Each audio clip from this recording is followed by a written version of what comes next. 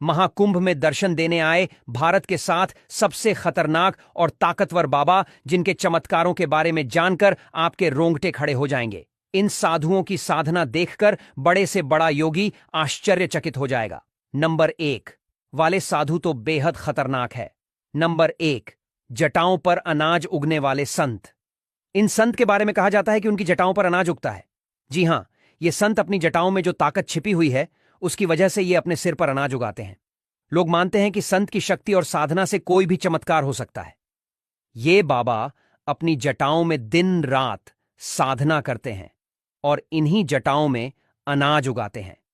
Interview में तो उन्होंने यहां तक कह दिया था कि अगर इसके नीचे मिट्टी या पानी निकले तो मेरा गला काट देना। वैसे क्या आप इन्हें मानते हैं? कमेंट में बताइए। नंबर 2 लाख रुद्राक्ष धारण करने वाले बाबा। यह बाबा अपनी सिर पर 2 लाख रुद्राक्ष की माला पहनकर महाकुंभ में आए हैं। इनकी माला का वजन करीब 45 किलो है और इसे पहनने से उनका शरीर कमजोर नहीं पड़ता।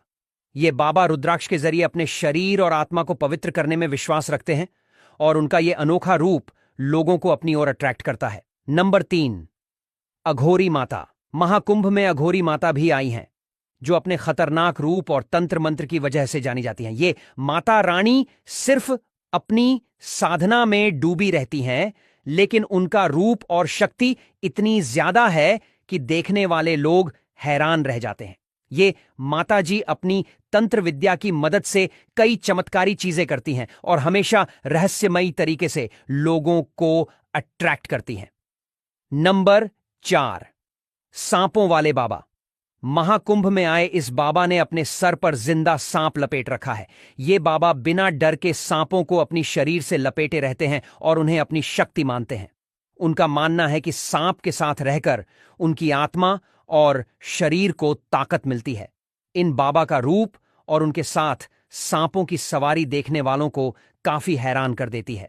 नंबर 5, अखाड़े वाले बाबा। महाकुंभ में आए अखाड़े वाले बाबा का खतरनाक रूप देखकर तो कई लोग बेहोश हो जाते हैं। ये जब कुंभ में आते हैं तो भस्म की होली खेलते हुए आते और अपने अजीबो गरीब तांडव और डांस से लोगों को अपनी ओर अट्रैक्ट करते हैं। नंबर 6, 9 सालों से अपने हाथों को नीचे नहीं किया है। इन बाबा का दावा है कि उन्होंने पिछले 9 सालों से अपने हाथों को नीचे नहीं किया है। जब डॉक्टर्स और लोगों को इस पर विश्वास नहीं हुआ तो उन्होंने बाबा को एक कमरे में बंद कर दिया और वहां कैमरे लगाए।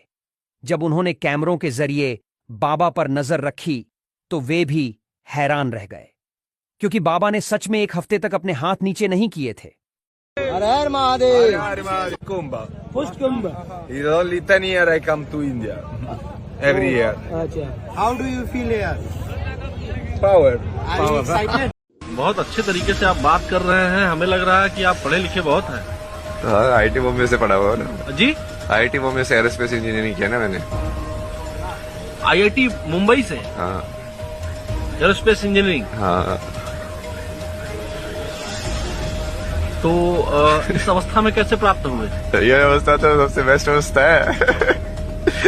ज्ञान के पीछे चलते जाओ कहाँ जाओगे, यहीं पे आओगे। रहने वाले कहाँ के थे आप?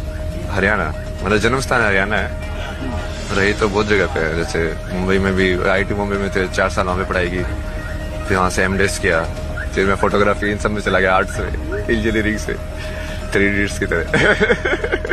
अच्छा, तो जब आपने एरोस्पेस इंजीनियरिंग में पढ़ाई की उसके बाद कहीं नौकरी भी किया?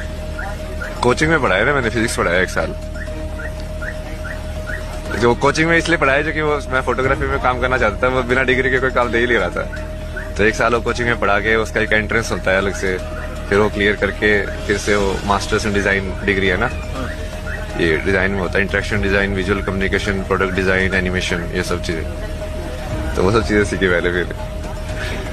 फिर वो ऐसे हुआ ना, तो जिंदगी का मतलब ढूंढते जाओगे। तो पहले जिंदगी का मतलब, जैसे मैं इंजीनियरिंग टाइम पे भी फिलोसफी के कोर्सेज रहता था, ये पोस्ट मॉडर्निज्म, सोक्रेटिस, प्लेटो, ये सब भाई क्या बोल रहे हैं समझने के लिए ना कि